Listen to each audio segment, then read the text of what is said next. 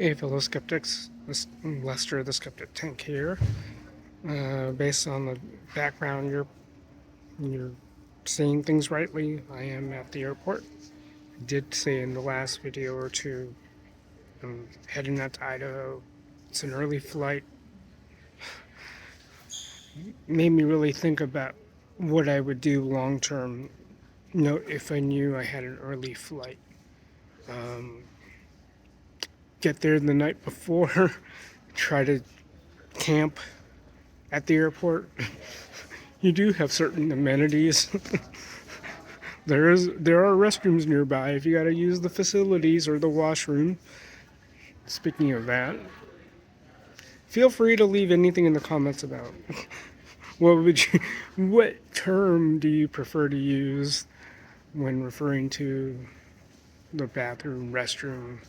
And when I went to the Philippines, I think the second trip, I think that's where I was more aware of the term they use over there, which is comfort room, and they abbreviate it to CR. I think I heard it first as CR, and I'm thinking, huh? What? And it said comfort room. Don't know. I don't know if I could get used to saying that on the everyday. So I came across washroom because of my relatives in Canada, and I still use it. Don't know why. It just seems fitting for myself. Um, that aside, well, the other thing too is, if you have to declare certain items, you can just get it out of the way, and then, especially knowing kind of the rotation with the airline staff, whichever airlines. It's interesting because I'm flying Southwest. Their personnel don't start their day until I think 3:30 or 3:15. Every other airline staff, and this is not a slam on Southwest, it's just a difference of observation in terms of availability and all that.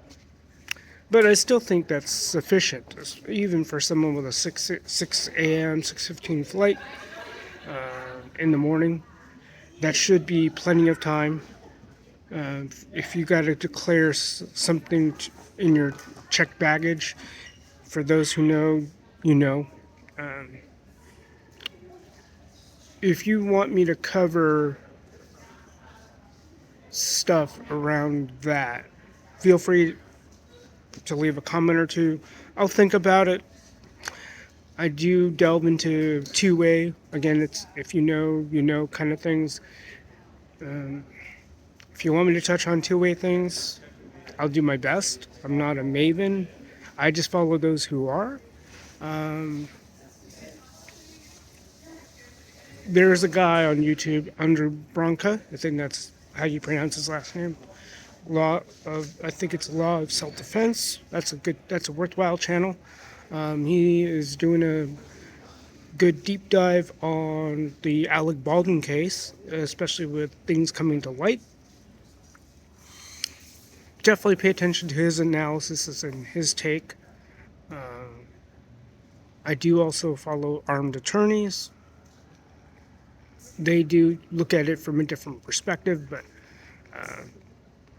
again, they'll preface they're not out to give legal advice, just some consideration.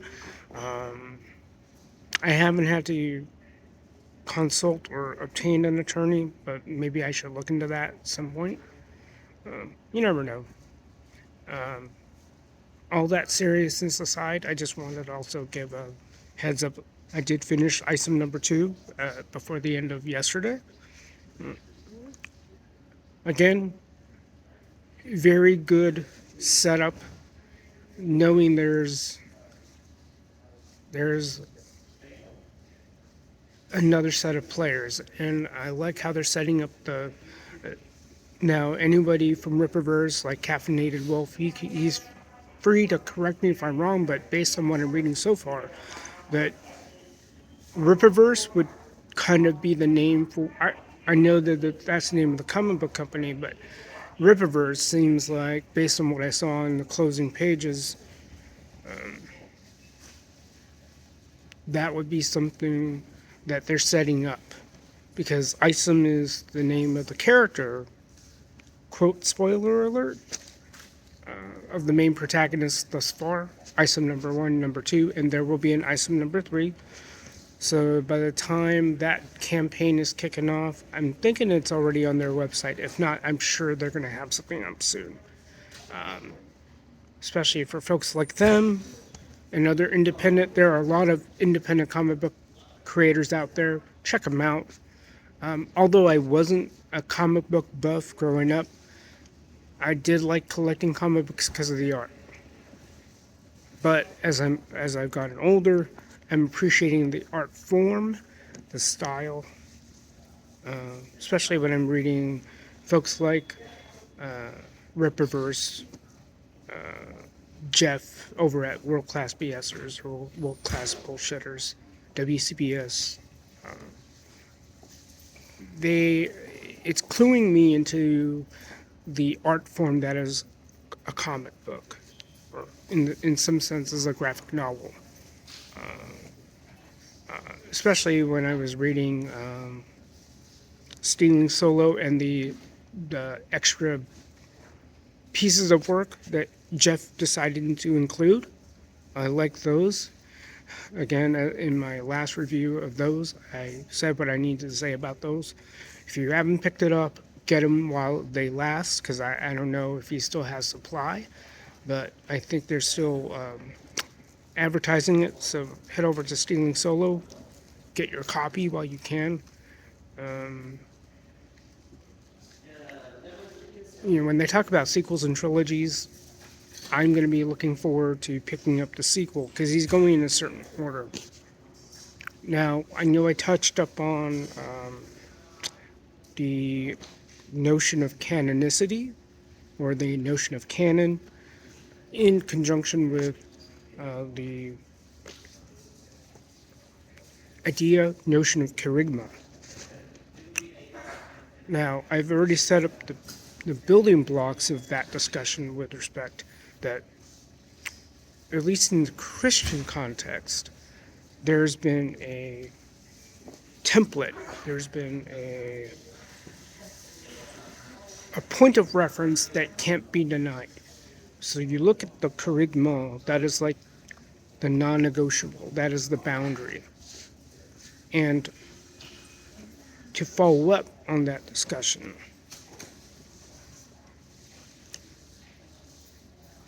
these decisions, and not trying to proselytize anybody, just kind of explain the convictions of a wider body that is the church, especially when you look at the apostolic churches. A quick heads up of what those are. If you follow the scholarship, these churches are often identified as the Roman Catholic churches. If you're not truly aware of what that looks like, especially when you look at a body like the Church of Rome, which is what Roman Catholics are often referred to because that's their point of reference, point of deference also. Right or wrong, there is a strong attachment to the Bishop of Rome. However, to the uninitiated, there are other churches in communion with this Bishop of Rome. So those are often dubbed the Roman Catholic Communion. I call them the churches within the Roman Catholic Communion, only because that's their point of reference. There are other churches that call themselves Catholic, whether we're talking Greek or Greco-Catholic, Syro-Catholic, and so forth. Then you have those who are part of what are called the Eastern Orthodox communions or the Oriental Orthodox communions. And of course, the opinions vary. So, that aside, these respective communions, they don't come to these decisions when it comes to the issue of canonicity. They don't come to these solutions on a whim. They involve a collegial aspect for the decision-making process. There is a gathering of the churches in communion with each other. So, with respect to Star Wars, I made a joke on, I think it was Mr. H's review, and I don't want to come off as beating a dead horse, but I half joked about there should be, imagine if there was an ecumenical council to discuss canon within the Star Wars world or milieu. And you can apply that to any other property. Marvel. Talk about a breadth of tradition within each title that Marvel bore over the decades. DC, even. Imagine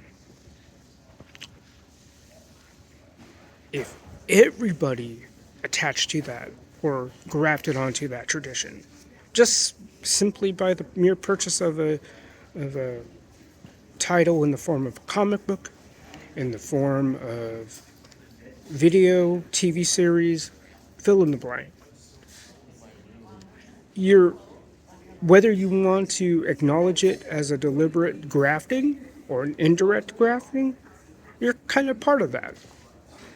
In some ways. Depends on how much ownership you take in having consumed that content. You're part of that greater milieu. Now, whether you acknowledge it and how far you take that, how far you decide to receive that,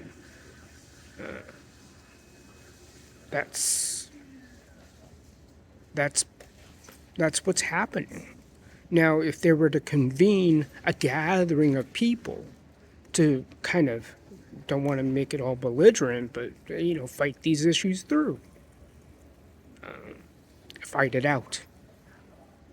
And I think we've kind of done that as I've witnessed in the years I've really started consuming YouTube. I mean, it helps to have been laid off, and doesn't help. I mean, it does help to have an income to support these channels, but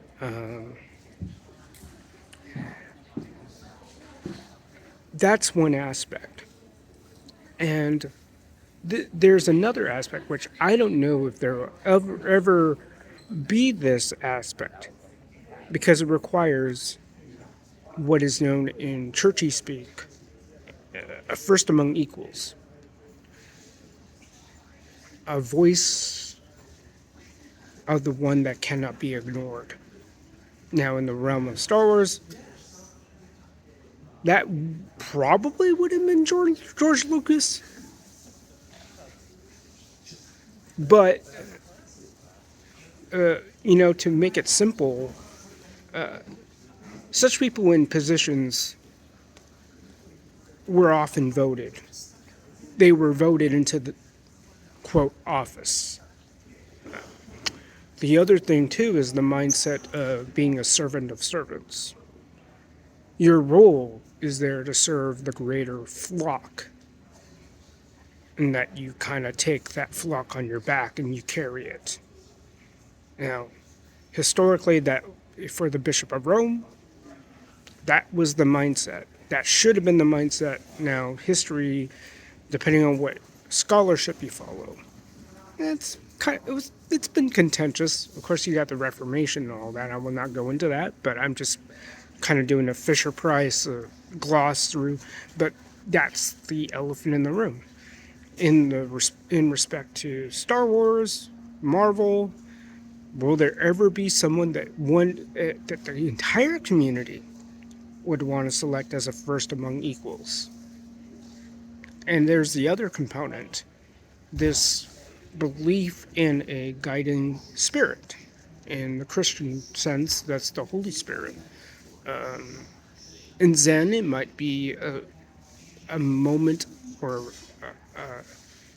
a living through a sense of enlightenment, that you reach that spark of insight. But not only that, but it's a unifying aspect. It's speaking as of one voice. Not that I'm going to have a bag of popcorn, although I am very tempted to enact that. But depending on how engaged people are, it'll be an interesting discussion, especially when you hear the diverse takes, particularly with Ahsoka. I just viewed Force of Light Entertainment. They had an episode. They had their take on Ahsoka. Michelle was very forthright in how her disposition leads her to make it an enjoyable experience.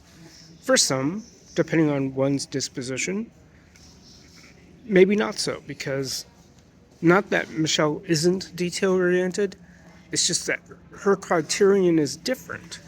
Now, but you can't discount her take.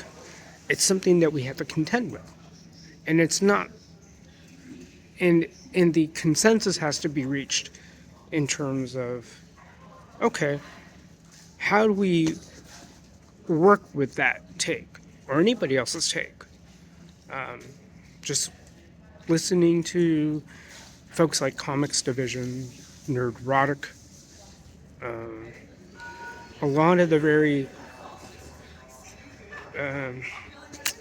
they wouldn't peg themselves. I don't think they would peg themselves as traditionalists when it comes to Star Wars, but they do defer a lot to the original trilogy or what you might call the source material. And I'm one of those types who makes strong deferral to the source material.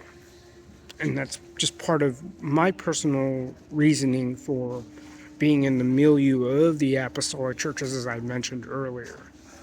Not going further beyond that, it's just if you follow the scholarship or the right scholarship, okay, you have to contend with that. So,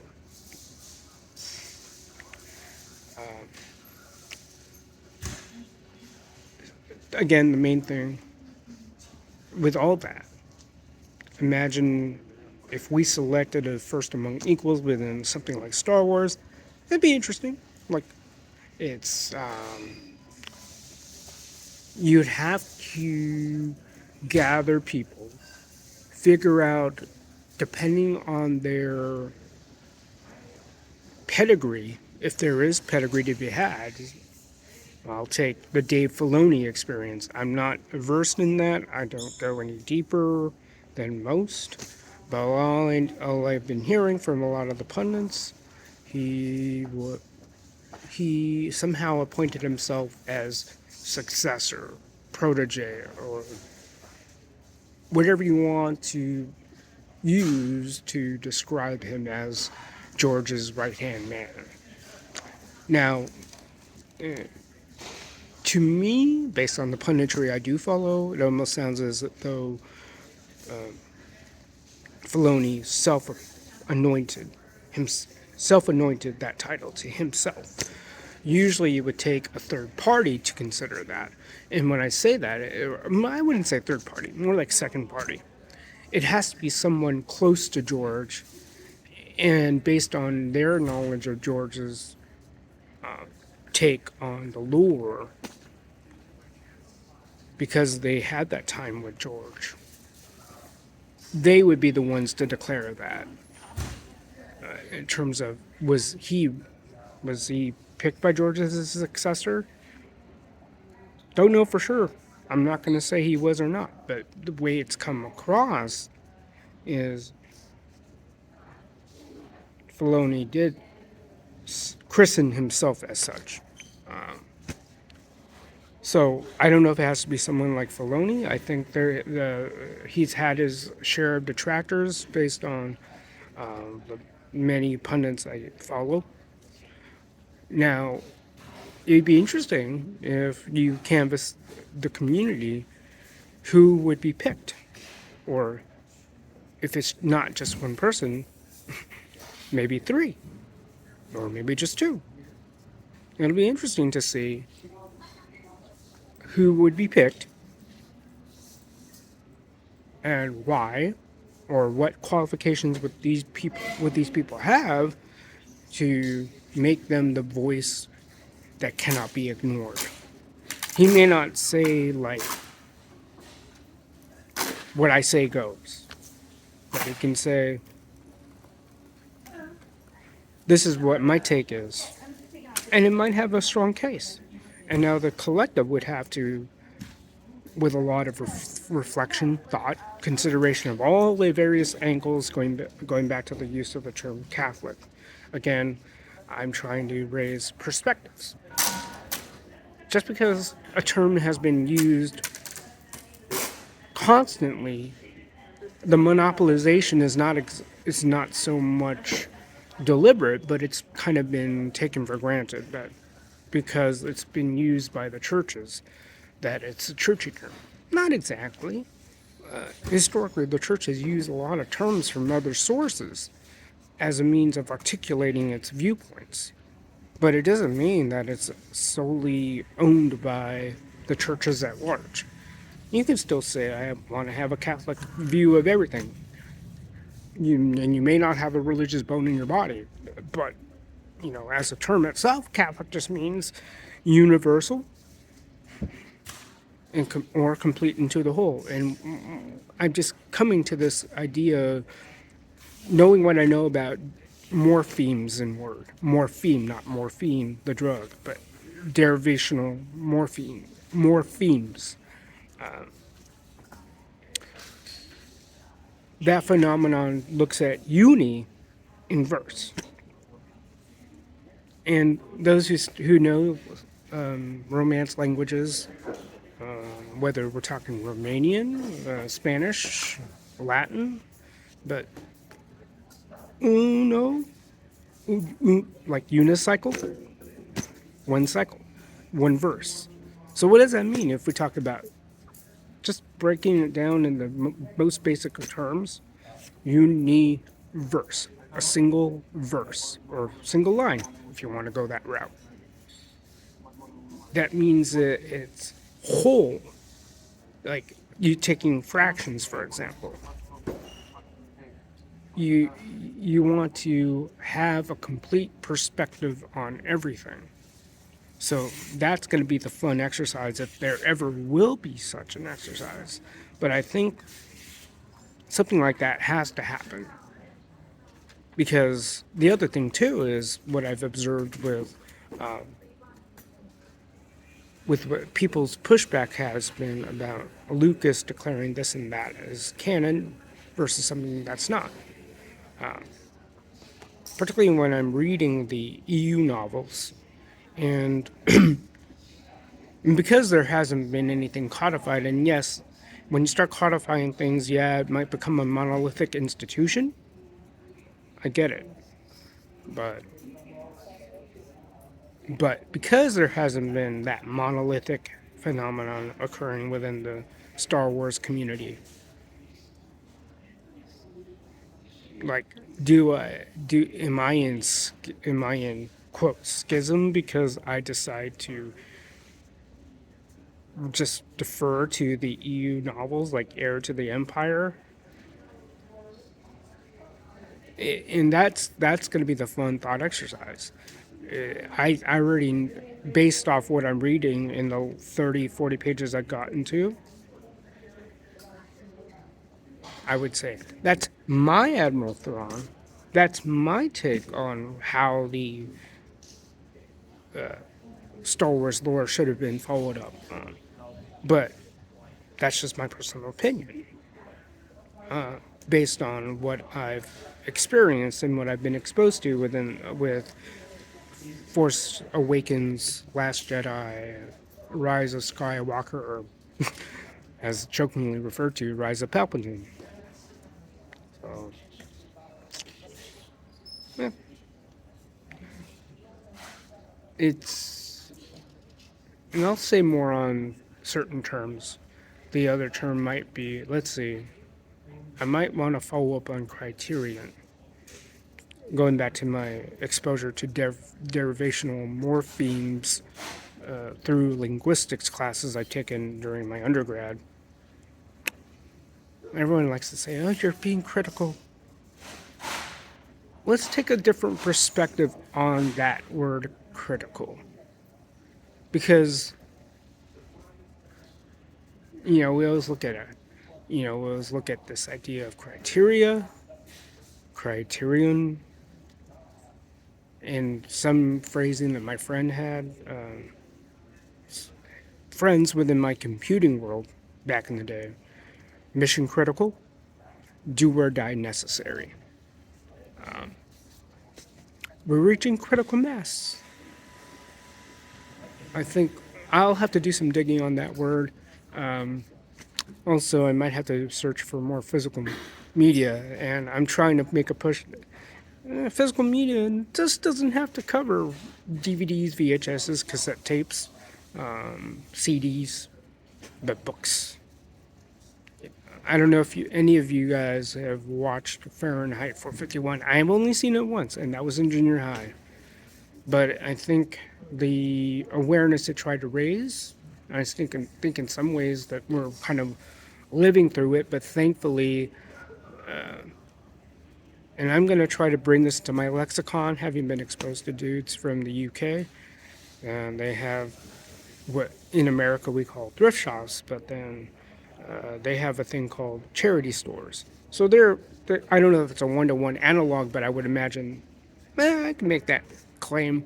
It's a one-to-one analog. But I think charity stores or shops probably more apt of a description. Because when you think of thrift stores, it just means that you're being a cheapskate. On the other hand, you're helping a business out, and you're making use of someone else's charity.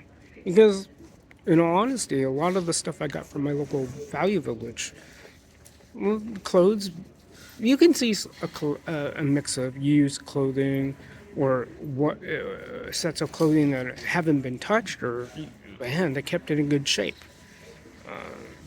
So, all right. Until next video, guys. Catch you all later. We'll see what happens. I'm gonna land in my destination pretty early, so it's just gonna be a matter of what I want to do between the landing point or time and my check-in at my hotel. So that'd be a trip, and who knows what I want to do when I might just relax because yes. My most immediate foray into camping at the airport makes me think about certain tactics and strategies about how I want to rest up into the next morning. All right, take it easy, guys. Thanks for tuning in, and I will say if you want to chime in, feel free. Leave a comment. I think the comments are probably more helpful to me. I'd love to get more subscribers, but especially with the way YouTube's been handling things with respect to subscriptions and non-subscriptions, if you like what you are hearing, what you're seeing, I think a thumbs up will go longer than a subscription. Not that I don't want you're subscribing to my channel. It's just that's just been the nature of the beast, especially when I look at Retroblasting's explanation about the shorts and how that affects your overall stuff. I may not be as deep in the weeds in terms of that, but I really appreciate Retroblasting's watching our flanks, whether you want to accept that prophetic gift that he has. And no, prophecy isn't just about telling the future. It's just, hey, be on the lookout. So kudos to Retroblasting for that. He has our backs, whether you want to admit it or not, because he's watching our flanks. And especially when it comes to how the algorithms work themselves out. So, all right, we'll see what happens. I might do another video at my hotel. We'll see. All right, Catch you all later.